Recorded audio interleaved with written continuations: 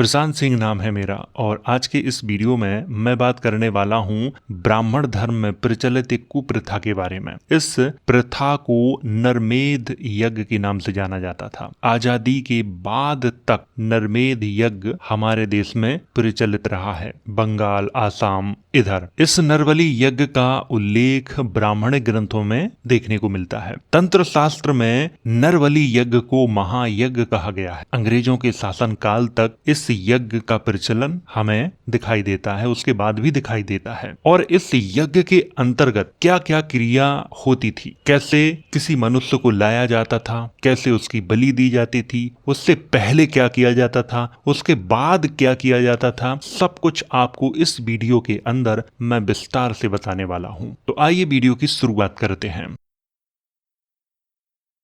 तो वीडियो की शुरुआत यहां से करते हैं, नरमेध यज्ञ का परिचय। तो सबसे पहले आपको परिचय देते हैं। नरमेध यज्ञ एक प्राचीन और बहुत महत्वपूर्ण वैदिक यज्ञ था जिसका उल्लेख हिंदू धर्म के प्राचीन ग्रंथों में देखने को मिलता है। तंत्र शास्त्र में नरमेध यज्ञ को महायज्ञ यानी सबसे बड़ा यज्ञ कहा गया है। इस यज्ञ में मनुष्य की आहुति देने की बात कही जाती है। नर का अर्थ क्या होता है? मनुष्य, और मेध का अर्थ होता है बलि या यज्ञ। इस प्रकार नरमेध यज्ञ का शाब्दिक अर्थ मनुष्य की बलि देने वाला यज्ञ है। प्राचीन समय में नरमेध यज्ञ अश्वमेध यज्ञ और राजसूय यज्ञ से भी ज्यादा महत्वपूर्ण अनुष्ठान माना जाता था। अश्वमेध यज्ञ का उल्लेख बहुत बार हमें देखने को मिलता है प्राचीन इतिहास। राजसूय यज्ञ का भी उल्लेख देखने को मिलता है, लेकिन इनसे भी ज्यादा महत्वपूर्ण नरमेध यज्ञ को माना जाता था। आजकल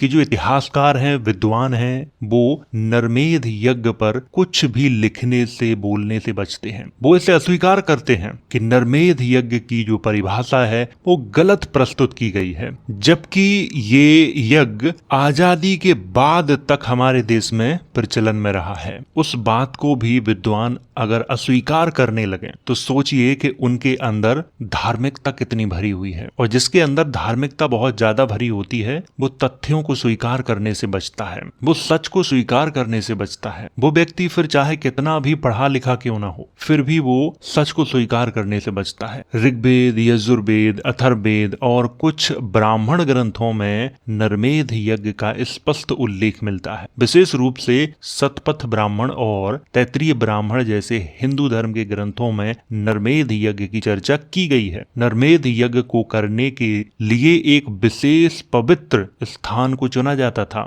जो आमतौर पर राजा के द्वारा निर्धारित किया जाता था। नरमेध यज्ञ को करने की जो परमिशन है वो राजा के द्वारा दी जाती थी और राजा उस स्थान को खुद ही चुनता था कि यहाँ पे इस यज्ञ का आयोजन किया जाना चाहिए। नरमेध यज्ञ में विशेष वैदिक मंत्रों का उच्चारण किया जाता था। इस यज्ञ में विशेष हवन कुंड, अग्नि, घी, जड़ी बूटियां, अनाज आदि का भी प्रयोग किया जाता था। नरमेध यज्ञ के पूरा होने के बाद जो पुरोहित गण होते थे वो आशीर्वाद देते थे, तब जाके यज्ञ की समाप्ति होती थी। नरबलि यज्ञ को कामाख्या मंदिर जो कि असम में है और कुछ अन्य शक्ति पीठों में अंग्रेजों के शासन काल तक जारी रखने का उल्लेख मिलता है। उसके बाद भी मिलता है। कामाख्या मंदिर आज भी पशु बलि के लिए प्रसिद्ध है। देश आजाद हुआ तो बहुत से सुधार हुए, उसमें नर बलि को अब छोड़ दिया गया, लेकिन पशु बलि आज भी जारी है। एक तरफ कथावाचक कहते हैं कि किसी भी जीव की हत्या नहीं की जानी चाहिए, लेकिन जब उनसे पूछा जाता है कि कामाख्या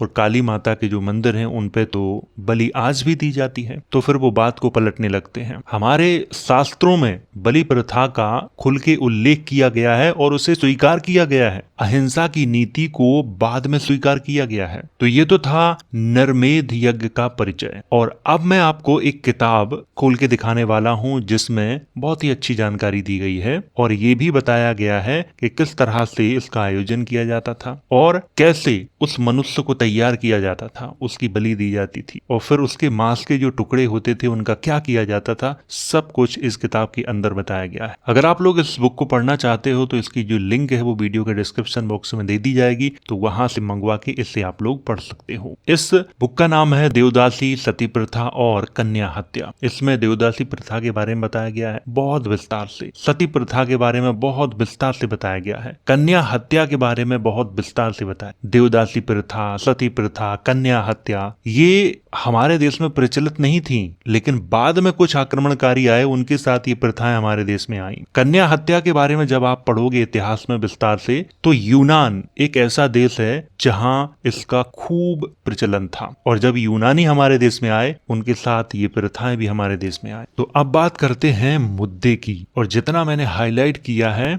उतना ही मैं आपको पढ़ के बताने वाला हूँ, ये बात आप लोग ध्यान में रखना। लिखा है 100 वर्ष से ज्यादा नहीं हुए जब मद्रास प्रांत के अंतर्गत गुमसर जिले में खौड जाति में नर हत्या का खुल्लम खुल्ला प्रचार था। खौड जाति के पुरुष काफी हृष्ट पुष्ट और तेज होते थे। यह लोग केवल एक कपड़ा अपने कमर के चारों ओर बांधते थे। इसके अलावा उनकी और कोई पोशाक नहीं थी। सिर पर जटा के समान बाल बंधे रहते थे। हर एक आदमी फरसा और धनुष बाणधारी होता था। स्त्रियां बहुत सीधी थीं और सादे कपड़े पहनती थीं। इस जाति का प्रमुख वही व्यक्ति होता था जो सबसे अधिक वीर होता था। इस जाति में शराब और तंबाकू का बहुत प्रचार था। तो यहाँ पे जिस घटना का उल्लेख किया गया है वो मद्रास प्रांत की ये घटना है, उसका उल्लेख किया गया है। आगे क्या लिखा है वो मैं आपको बताता हूँ। गुमसर जिले में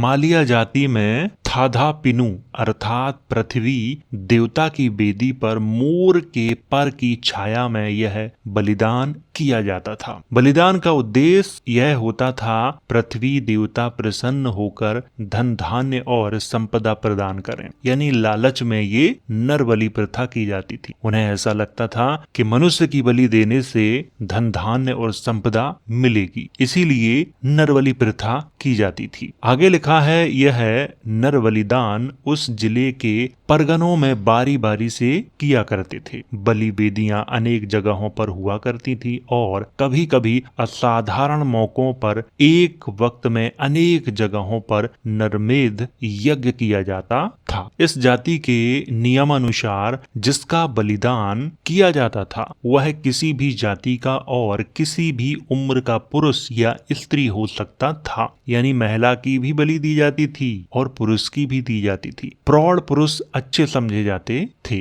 बाजे कुटुंबों में यह नियम था कि बचपन से ही लड़के और लड़कियों को पाल लिया करते थे और बड़े होने पर या आवश्यकता पड़ने पर इनका बलिदान कर दिया करते थे। यह अभागे तब तक छोटे रहते थे, उस समय तक इन्हें बड़ी आदर के साथ पाला जाता था, किंतु जब ये बड़े होने लगते थे और यह समझने लगते थे कि अंत में उनकी हत्या की जाएगी, उस समय इनके हाथों और पैरों में जंजीर डाल दी जाती थी। यानी जब वो बच्चे होते थे तो उन्हें पता नहीं होता था कि हमें बलि के लिए पाला जा रहा है, तैयार किया जा रहा है, लेकिन जैसे ही वो समझदार होते थे और ये बात समझने लगते थे कि मुझे बलि के लिए तैयार किया जा रहा है, मेरी हत्या की जाएगी, तो उनके साथ क्या किया जाता था, उनके हाथों में पैरों में जंजीर डाल दी जाती थी और उन्हें बांध दिया जाता था। आगे लिखा है इस बलिदान के लिए अभागे आदमियों का मिल जाना कोई मुश्किल काम नहीं था। माँ बाप अपने बच्चों को और रिश्तेदार लोग अपने संबंधी को भी इस काम के लिए बेच डाला करते थे, क्योंकि कोई भी धार्मिक कार्य हो और धार्मिक कार्य के लिए कोई भी व्यक्ति कुछ भी करने को तैयार हो जाता है। और यही यहाँ पर लिखा है कि माँ बाप अपने बच्चों को और रिश्तेदार अपने संबंधियों को भी बेच देते थे इस काम के लिए कि आप हमारे बच्चों को ले जाओ, आप हमारे रिश्तेदारों को ले जाओ, इनकी बलियां दे दो। इसके अलावा इस प्रांत में एक समुदाय ऐसे व्यापारियों का भी है जो बलिदान के लिए मनुष्यों को बेचा करता है। आगे लिखा है खौड जाति में यह नियम था कि जिसका बलिदान किया जाए उसे जबरदस्ती नहीं बल्कि खरीद कर बलिदान करें। दूसरी जगह से खरीद लाओ फिर उसका बलिदान कर दो। कैदी या लड़ाई में गिरफ्तार किए हुए आदमी की कुर्बानी जायज नहीं समझी जाती थी। आगे लिखा है जब किसी को कोई आदमी खरीदना होता था उस समय वह पीतल के बर्तन से, पशु से या अनाज से खरीद लिया करता था। इतने सस्ते उस समय आदमी बिकते थे, पीतल के बर्तन से, पशु से, अनाज से उन्हें खरीद लेते थे। यहाँ पे लिखा है पूजा की विधि इस प्रकार थी। देव मूर्ति के सामने कोई भी खौड़ जाति का व्यक्ति पुरोहित बन जाता था और 7 वर्ष से कम का एक सजातीय बालक बिठा लेता था। इसे वह तुम्बा कहते थे। वास्तव में पूजा करने वाला यह तुम्बा ही होता था। इस बालक को जनता के धन से खिलाया पिलाया जाता है और इसे बिल्कुल पवित्र रखने का प्रयत्न किया जाता है। जनता भी इसमें सहयोग करती थी। यहाँ पे लिखा है मेरिया अर्थात जिस मनुष्य का बलिदान होने वाला होता था उसे 1 महीने पहले ही तैयार करके वो रखते थे। पहले से ही उसके गले में रोजाना एक माला पहनाने लगते थे। महीने भर पहले से ही वो चारों ओर बैठकर सब लोग शराब पीते थे, नाचते थे, गाते थे, खूब ढोल बजाते थे। और जिस रोज बलिदान उन्हें करना होता था यानी उसकी हत्या करनी होती थी, उसके 1 दिन पहले उसे खूब शराब पिलाते थे, उसे नशे में डुबो देते थे, मोर पंख को एक बांस में बांधकर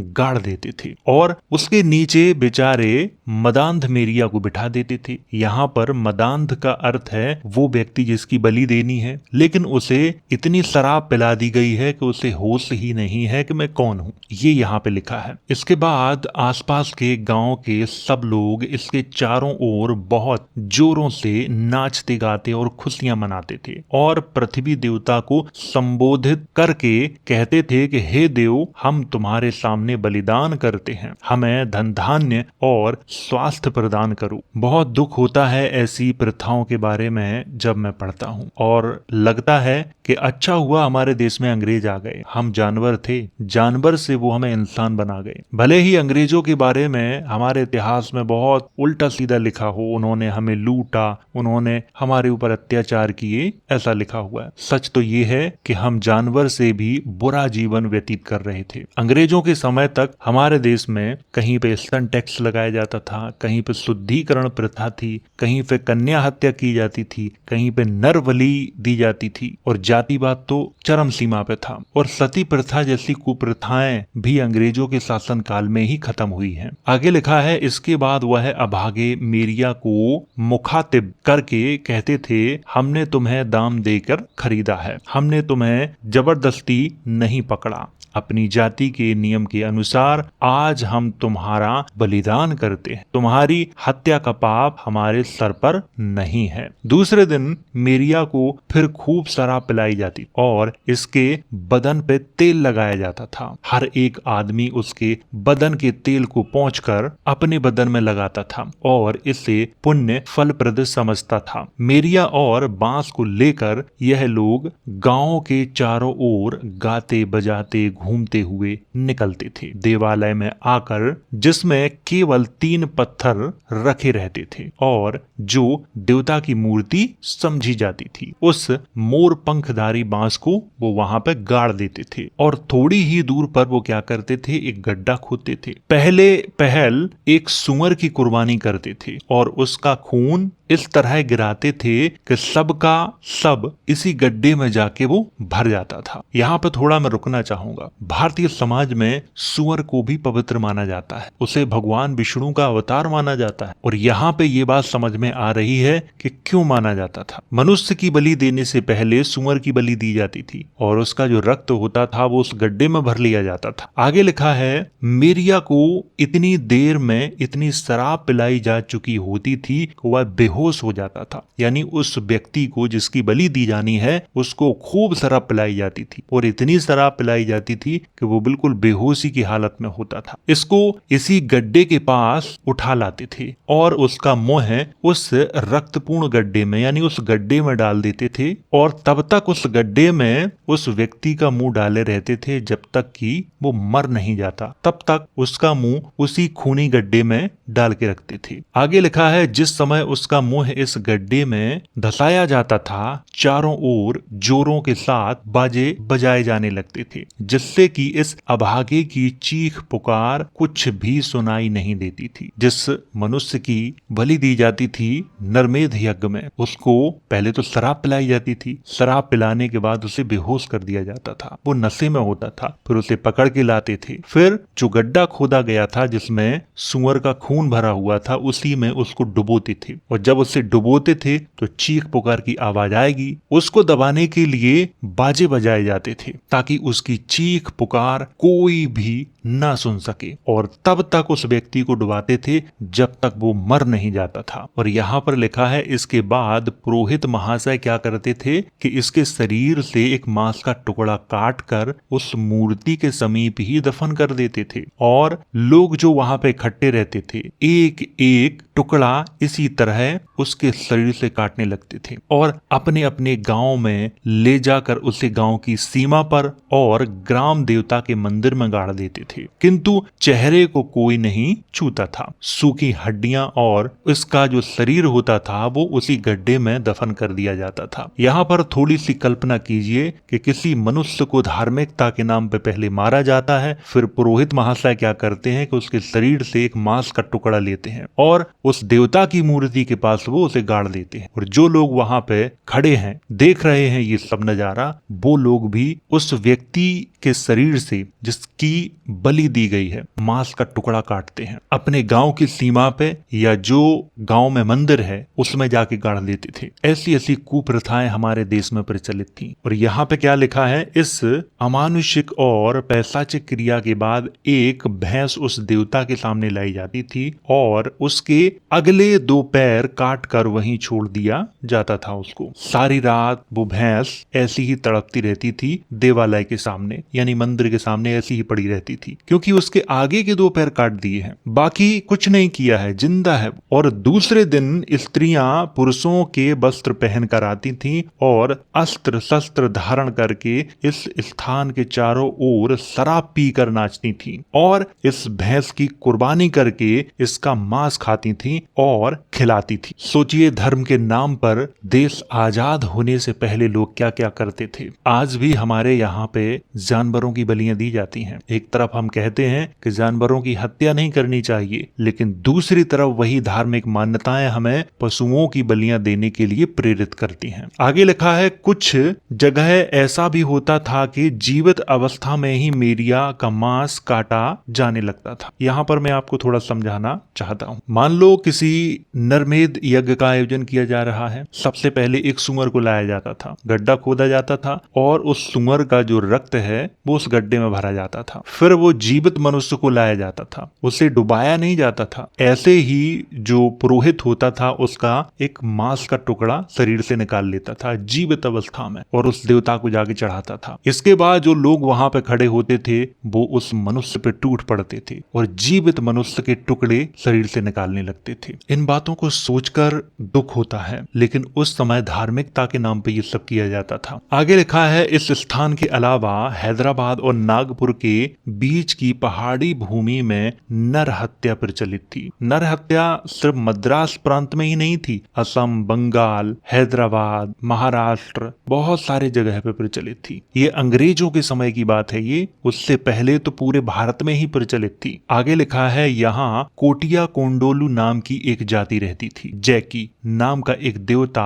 इनके यहाँ बहुत श्रेष्ठ माना जाता था। यह लोग इस देवता के सामने धन धान्य और संपदा में समृद्धि के लिए नरमेध यज्ञ करते थे, जैसा कि खौट जाति के लोग करते थे। पोंगल नाम के त्योहार से पूर्व के या बाद के इतवार को यह लोग इस आसुरी यज्ञ को करते थे। यह लोग भी आदमियों को जबरदस्ती पकड़ कर नहीं बल्कि खरीद कर ही बलिदान किया करते थे। एक आदमी की कीमत इस देश में 40 चीजें थी, जिसमें एक बैल, भैंस, गाय, बकरी, सूत, कपड़ा, एक रेशम का कपड़ा, एक पीतल का बर्तन, केले का एक इत्यादि सम्मिलित थे। सोचो उस समय एक मनुष्य की खरीदारी करना कितना आसान काम था। एक बैल के बदले, भैंस के बदले, गाय के बदले, बकरी के बदले एक रेशम का कपड़ा, उसके बदले या पीतल का बर्तन, अगर इनमें से कुछ नहीं है तो केले का एक गोद के बदले आसानी से किसी व्यक्ति को खरीदा जा सकता था। आगे लिखा है, जिस अभागे को बलिदान करना होता था उसे देवता के सामने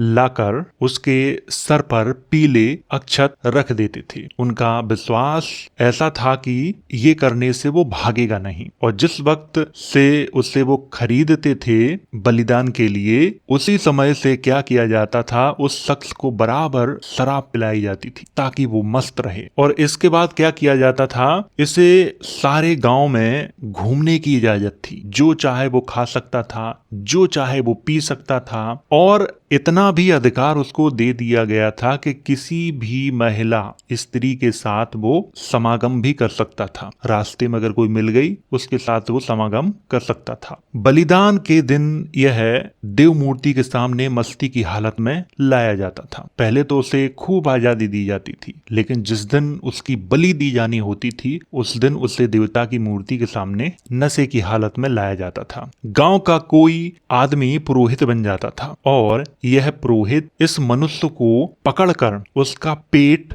चीर डालता था, यानी जीवित मनुष्य का पेट फाड़ देता था। ऐसी घटिया प्रथाओं के बारे में पढ़ने में भी मुझे आपत्ति हो रही है। आगे लिखा है, पेट से पहले पहल जो रक्त निकलता था, यानी जो खून निकलता था, उस रक्त से देव मूर्ति का स्नान कराया जाता था, यानी देव मूर्ति को नहलाया जाता था। इसके बाद आसपास के गांव से आए हुए यात्रीगण उस व्यक्ति पर टूट पड़ते थे और जिंदा रहते हुए भी इसकी बोटी बोटी काट डालते थे। सोचो, जिंदा में ही पहले उसका पुरोहित ने पेट फाड़ दिया और पेट से जो खून निकलता था उस खून से मूर्ति को नहलाया जाता। इसके बाद जो आसपास के गांव के होते थे वो उस व्यक्ति पर टूट पड़ते थे और उसके शरीर से छोटे छोटे मांस के टुकड़े निकाल लेते थे ताकि वो अपने ग्राम देवता पे चढ़ा सकें। आगे लिखा है, 12 वर्ष में एक मर्तबा इस प्रकार का बलिदान हुआ करता था। और आगे लिखा है, किंतु कुछ जातियों में ऐसा भी होता था कि ये लोग वर्ष में एक स्थान पर 20-20 आदमियों तक का नरमेध कर देते थे, यानी उनकी हत्या कर देते थे। आगे लिखा है, बंगाल प्रांत में भी खोड़ जाति के ये लोग बसते थे। लोग भी नरमेध किया करते थे। ये लोग मिट्टी के प्रति बलिदान किया करते थे और उनका विश्वास था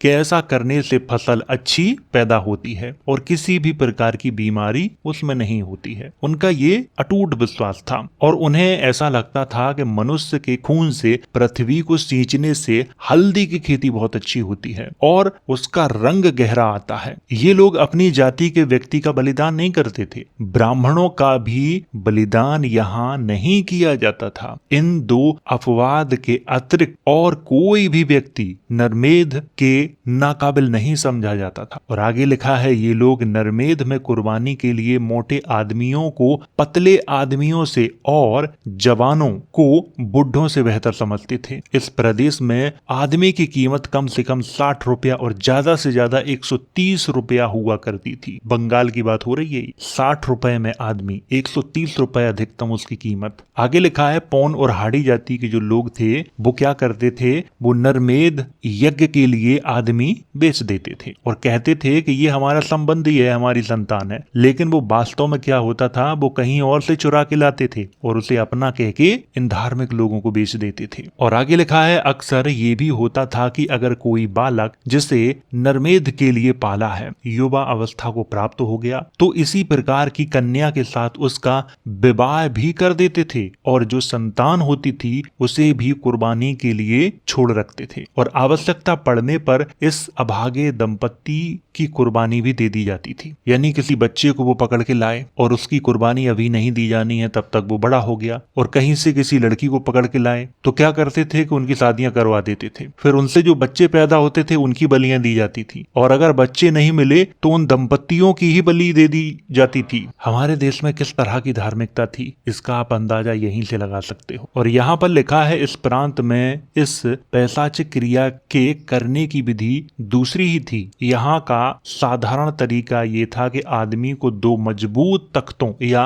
बांसों के बीच में बांध देते थे। एक बांस सीने पर और दूसरा पीठ या कंधे पर बांध देते थे। एक कोने से इन बांसों को पहले एक ओर मिलाकर बांध देते थे, उसके बाद उसी रस्सी के दूसरे छोर से इन दोनों बांसों का दूसरा कोना कसकर बांधा करते थे और दूसरी ओर से बांसों के कोनों को मिला देते थे। और परिणाम क्या होता था कि जो व्यक्ति इन बांसों के बीच में बांधा गया है वो पिस के मर जाता था, और अगर बच भी गया है तो उसी समय उसका शरीर जमीन पे फेंक दिया जाता था, और जो यात्री आसपास के गांव के लोग होते थे वो तुरंत ही उस व्यक्ति पर टूट पड़ते थे और कुल्हाड़ियों से उसकी बोटी बोटी काट डालते थे। धार्मिकता के नाम पे मनुष्यों को इस तरह से मारा जाता था। हमारे देश में अनेक प्रथाएं आज भी प्रचलित हैं, जैसे देवदासी प्रथा, आज भी इसका प्रचलन हमारे देश में है। बहुत सी प्रथाओं का अंत हो चुका है, लेकिन वो अभी भी कुछ जगहों पर देखने को मिल जाती हैं। अगर ये सारी बातें आप किसी धार्मिक व्यक्ति को बताओगे तो वो इसे स्वीकार नहीं करेगा, वो इसे कहेगा कि ये अंग्रेजों के द्वारा फैलाया गया झूठ है। तो अगर आप लोग इस